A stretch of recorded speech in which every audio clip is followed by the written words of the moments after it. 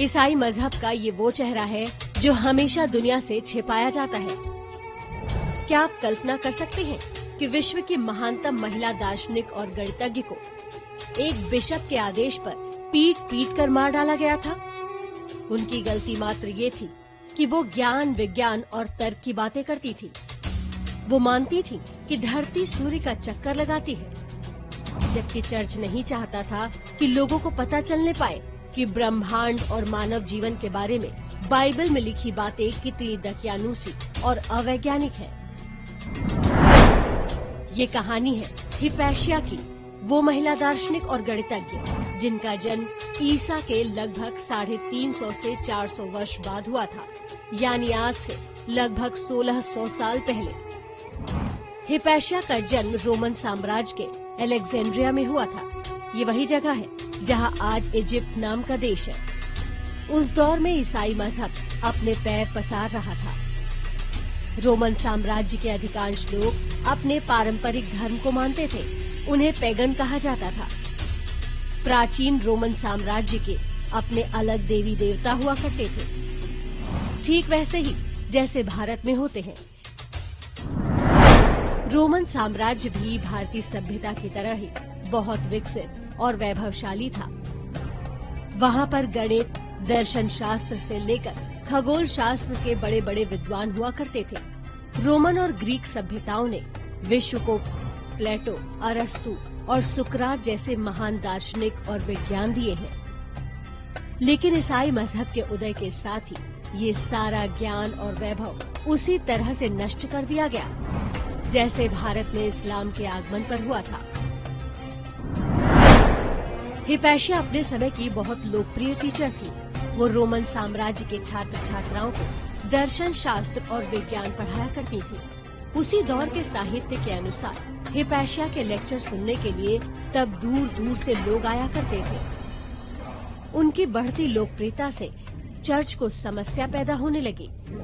Church ने ईसाईयत के प्रचार के लिए जादू टोने और अंधविश्वास को अपना हथियार बनाया था, ठीक वैसे ही जैसे भारत में धर्मांतरण के लिए यीशु के नकली चमत्कारों और अंधविश्वास का सहारा लिया जाता है। हिपैशिया ने रोमन साम्राज्य के दूसरे लोगों की तरह दबाव में आकर ईसाई मजहब अपनाने से इनकार कर दिया। उन्होंने कहा कि ईसाई मजहब अवैज्ञानिक है। ईश्वर और सृष्टि की जैसी कल्पना चर्च करता है वो कोरी बकवास है। इसके बाद हिपैशिया चर्च के निशाने पर आ गए। उन्हें शैतान का अवतार घोषित कर दिया गया। ईस्वी सन 415 में अलेक्जेंड्रिया के ताकतवर बिशप सिरिल ने आदेश जारी किया कि हिपैशिया को पकड़कर उसके आगे पेश किया जाए। इसके बाद ईसाइयों की एक भीड़ ने हिपैशिया पर हमला बोल दिया। उनको बालों से पकड़कर खींचते हुए चर्च तक ले जाया गया। उनके कपड़े फाड़ दिए गए और पूरी तरह से निर्वस्त्र कर दिया गया। कहते हैं कि उन्हें चर्च के अंदर ही पत्थरों से मार मार कर मौत के घाट उतार दिया गया। उस दौर के कुछ इतिहासकारों ने लिखा है कि हिपैशिया के शरीर का मांस काट काट कर हड्डियों से अलग किया गया था। टुकड़े टुकड़े में हिपैशिया का शरीर उनकी ही आंखों के सामने आग में जला दिया गया।